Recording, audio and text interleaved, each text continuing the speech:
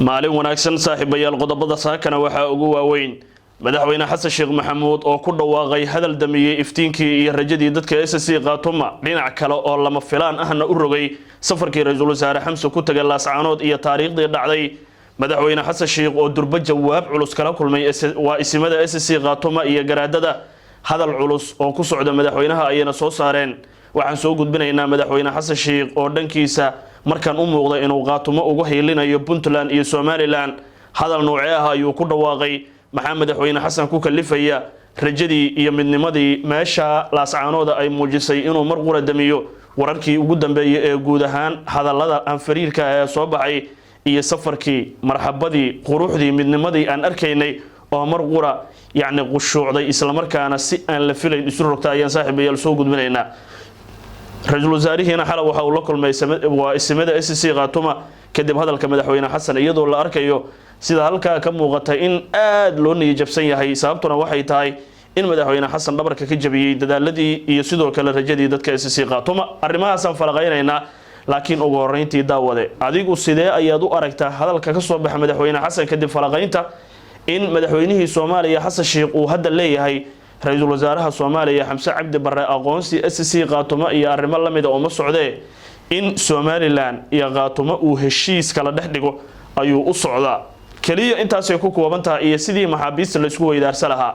bal qiyaas rajadii ay qabeen dadka SSC qaatuma iyo dadaalkii ay bixiyeen iyo quruxdii ay sameeyeen rajadoodu ama dareenkoodu sida ayuu noqon karaa madaxweynaha ma ka maarmi karay inuu xitaa madashaas ka yiraahdo hadal noocaas iyadoo ra'iisul wasaarihii meesha joogo xitaa haduu muqdisho tago ama meelo kale oo safarkan dhamaado inuu dhaaso hadaan laga fursanayn soo saas kuma qurux badnayn aragtidaada noo reeb maxaa kalifaya in dadka reer SSC qaatuma xilligan madaxweynaha Soomaaliya uu sida yacni ula dhaqmo aragtidaada noo reeb muuqaalka la isaaro saaxiibada gaarsiin halkan ku soo biir waxaynu ku bilaabaynaa saaxiibayaal mar qura iyadoo oo aan ku jirnay farxad iyo damaashaad isla markaana laascaanood uu ka daarnaa shumicii iyo nalkii midnimada ayaa mar qura waxa arrimahaas oo dhan dhulka la jira dhabarkana ka toogto madaxweynihii Soomaaliya Xasan Sheekh haddaba madaxweyne xasan muxuu sameeyay xala ayuu Turkiga ka hadlay isagoo ku dhawaaqay war marna aan la filayn madaxweyne Xasan Sheekh Maxamuud ayaa wax ka duwan ku macneeyay safarkii ra'iisul wasaare Xamse iyo ujeedkii la sii shaaciyay madaxweynaha dawladda federaalka Xasan Sheekh Maxamuud ayaa oo Turkiga uga qayb galaya madal shireed ayaa sheegay ujeedada ka duwan ujeedadii ama arintii uu ku qotomay safarka ra'iisul wasaare Xamse oo hore ay u shaaciyeen xubno kala duwan oo xukuumadda ah iyo xafiiskiisa waa safarkaasi ra'iisul wasaaraha oo shalay ka degay laascaanood laguna macneeyay horay mid daarnaa danaha dadka iyo deegaanada maamulka SSC qaatuma gaar ahaan xoojinta midnimada ka jawaabida baahiyahooda maamul iyo bulsho horumarinta siyaasadda mustaqbalka maamulada ama maamulba siiba marka ay joogto danaha xooga dawladda dhexe ay ugu guntaan ama in SSC qaatuma loo aqoonsado inay noqoto maamul buuxsida dawlad goboleedyada kale inkastoo arrimahaasi ay ahaayeen kuwii ugu mudnaa ee socdaalka ra'iisul wasaare Xamse iyo wafdigiisa haddana hadal uu jeediyay madaxweyne Xasan Sheekh Maxamuud kana jeediyay madashii shireed ee Turkiga oo dalal badan oo adduunka ahaa ay yacni ka qayb galayaan ayuu ku macneeyay safarka ra'iisul wasaare Xamse mid lagu xaqiijinayay khilaafkii dhexmaray bulshada laascaanood iyo Somaliland laguna abuurayo jawi xasiloon oo suuro gelinaya wada hadal iyo siideynta maxaabiista kala xiran taasoo macna ahaan u muujinaysa fasir u dhigma in la heshiisiyo Somaliland iyo shacab ay xukunto yani hadalku saas u muuqdaa madaxweynuhu afka kama dhihin laakiin sida uu u hadlay wuxuu wixii qorshaha ugu weyn ee safarka ra'iisul wasaaruhu waa in nabad la kala dhex dhigo labada dhinac isla markaana xal laga gaaro dagaalkii dhac waa sidaas uu yiri madaxweynuhu hadalkaasi madaxweyne Xasan Sheekh Maxamuud ayaa durba abuuray afkaar kala duwan loogana hadlay diidmooyin iyo dhaliilo lagu muujinayo in dhabarjab hadalkan uu ku yahay safarka ra'iisul wasaaraha iyo danihii dad iyo deegaan oo nuxurka safarka ra'iisul wasaaruhu ku qotomay qaar kamid ah isimada dhaqan ee SSC qaatuma ayaa durba gaashaanka u daruuray kala falceliyay hadalkaasi madaxweynaha kuna macneeyay mid aan munaasib ahayn una heelinayn midnimada ummadda Soomaaliyeed garaadada hadla waxaa ka mid a mid ka mid a garaadadii ugu caansanaa ee SSC Khaatumo ayaa arrintan si aada oo lama filaana isla markaana yaab la u macneeyay garaadkan ayaa ka mid a garaadada ugu caansan garaadada SSC Khaatumo isagoo soo saara hadalkan waana garaad Mukhtaar garaad Cali Buraale wuxuu yiri waa kan hadalkiisa sida halka aad ka aragtaan wuxuu yiri nimco kasta nusqaanteeda leh madaxweynihii qaranka oo xamiri kari waayay soo dhaweyntii heer qaran ee loo sameeyay ra'iisul wasaare Xamse iyo xildhibaanadii xukuumadda oo maanta ka degay Laascaanood hadalka xalay uu qoray fariinta ku dhex jirta hadalka madaxweynaha kow in shacabka SSC Khaatumo ay yihiin Somaliland labo in la wada heshiisiyo dadka reer Laascaanood iyo Hargeysa xiisada gudahooda taal saddex si taasi u suura gasho in maxaabiista la isweydaarsado afar ama saddexdaas qodob uu ku soo koobay wuxuu inta raaciyay runtii aad baan uga xumahay in madaxweyne Xasan Sheekh Maxamuud uu caawa dhabarka ka toogtay ra'iisul wasaarihiisii iyo xubnihii kale ee wehlinayay isagoo xitaa fursad sii waayay inuu sugo safarka ra'iisul wasaare Xamse dhamaadkiisa waa tan hadda ku dhahay xitaa hadii madaxweynuhu uu sida hadii heshiis ay soo galeen ra'iisul wasaare Xamse asiga ay tahay in meesha arrimaha loo tago safarkana la quruxsaday soo ma mudnayn in madaxweynuhu dib u dhigto hadalkiisaan isla markaana safarka ra'iisul wasaaruhu marka uu dhamaado kadib uu xitaa sheego hadalka iyo ujeedada laga lahaa safarkan suuniye jab kuma aha dadkii martida loo ahaa ee juhdiga qarashka dadaalka wax kasta bixiyay taasoo wata adiga daawada sidee arintan ay kula muuqataa sidoo kale dhinacyo badan ka falceliyay iyadoo arintan dad badan ay ku macnaayeen mid ceeb ku ah dawladda Soomaaliya isla markaana maamul soo dhaweysay ama dad soo dhaweysay ee dawladnimada Soomaaliya iyo wadajirka ummadeed rabitaan badan u qaba in dawladdu saas u fogeyso arintan waxa loo arkaa madaxweynuhu qaabab kala duwan loo macneeyay Somaliland ugu danaynaya oo culays kaga yimaada dadka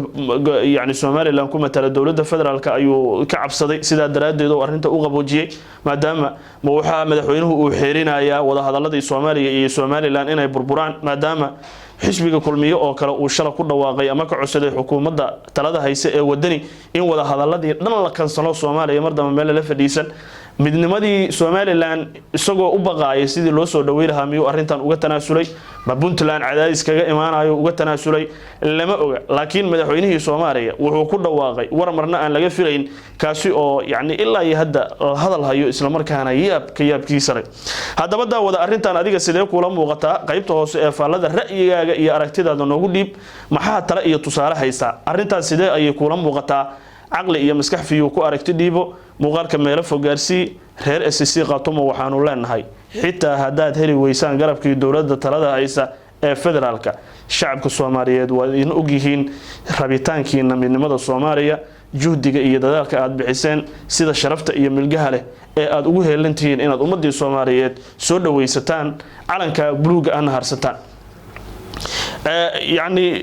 wax kasta qof kasta mas'uuliyiinta siyaasiyiinta ah arrimo ay dantooda ka dhex arkaan ay mararka qaar sameeyaan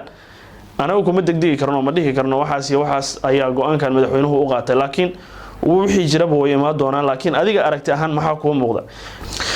waa hagaag saaxiibayaal guud ahaan waxaan halkaa ku hakinayaa barnaamij wareedkeena saaka qodobada kale ama warbixinada kale ama wararka kale aan soo wadno ayaad kaga bogan doontaan falaqeyno ku saabsan kulamo ra'iisul wasaaruhu waxa la yeeshay talaabooyin uu qaaday maanta iyo guud ahaan xaaladda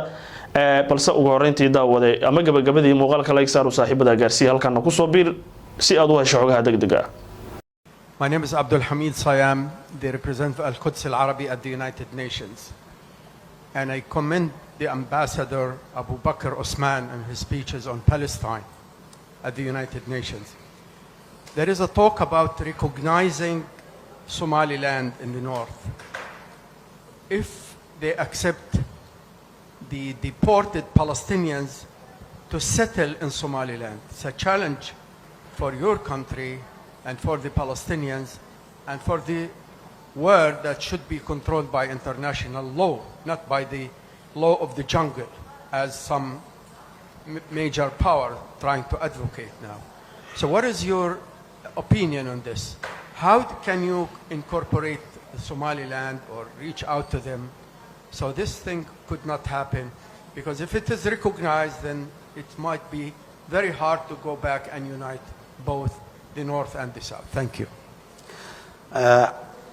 Abdul Hamid, thank you very much. First of all, the cause of the Palestinian people, it is a moral responsibility and a religious responsibility. Qudus and Palestine. So it is an issue that Somalia has never compromised and is not going to compromise, whatever our capacity or our ability is. What we want is a peaceful resolution, as the world has recognized it, two-state solution, that Palestine state is there, Israeli state is there, and peaceful coexistence between the Palestinian people and the Jewish people is the best option, and that's what we all want to see, and we hope it will. Regarding the other issues, Somaliland is part of Somalia. It's not a... Well, as you rightly said, we are not talking about the law of the jungle. If someone comes and says, we cut this country, we cut this part from this country, and that's another case. So Somaliland is a part of Somalia, and no one has ever approached Somalia for receiving Palestinian people as replacement of their land. We don't see it as a solution. It's not whether someone recognizes or not recognizes it, but the idea of removing Palestine from their own land and putting them into other people's land, I don't see that that's a solution at all. If it is a solution, then it would have been discussed some way or the other. But that's not. Palestine belongs to that land, and they have been leaving that land for millennia, and definitely they will. So no one has ever approached it to us, and if someone says, I recognize X, Y, Z as an independent country, that's not the way the world works. Individual countries can say that, but that will not be very effective. It will only create more problem, more conflict, and more. That will not be, by saying that or by doing that, there will not be a conducive environment for putting other people there. So I'm not hopeful on that. We will hope that, as you rightly said, the world will get back to its mind and this problem will be resolved. We are very much grateful for those countries who are actively involved in resolving that issue. Okay, I think we have time for one more. Assalamu alaikum, Mr. President. Very welcome to Turkey again. My name is Tunç Demirtaş from SETA Foundation. Under your presidency, the Somali Prime Minister Hamza Barre is in Lasanot, SSC Hatuma today. This is the historical visit because there was a conflict in that area a couple of months, a year ago. What do you think about the historical visit? Thank you. Well, we're sorry for what has happened in that part of Somalia, and local conflicts always emerge. But Somalia, the federal government of Somalia was not part of that conflict, and we are not going to be part of that local conflict. And one of the main reasons that the Prime Minister went there is to resolve those conflicts. The Prime Minister is not there to create more conflict, as some of the social media people are saying. The Prime Minister is there to solve, because that conflict is dormant, it's not resolved. It's not resolved yet. There are prisoners or detainees in both sides. So there are still conflicts that has not been peacefully resolved. So the Prime Minister is there to create a conducive environment where negotiations can take place, because there are certain obstacles for the genuine negotiations to take place, and Prime Minister is visiting there to remove some of those obstacles so that the two parties, the two groups can sit together, can negotiate and reconcile peacefully. Mr. President, thank you very much for sharing your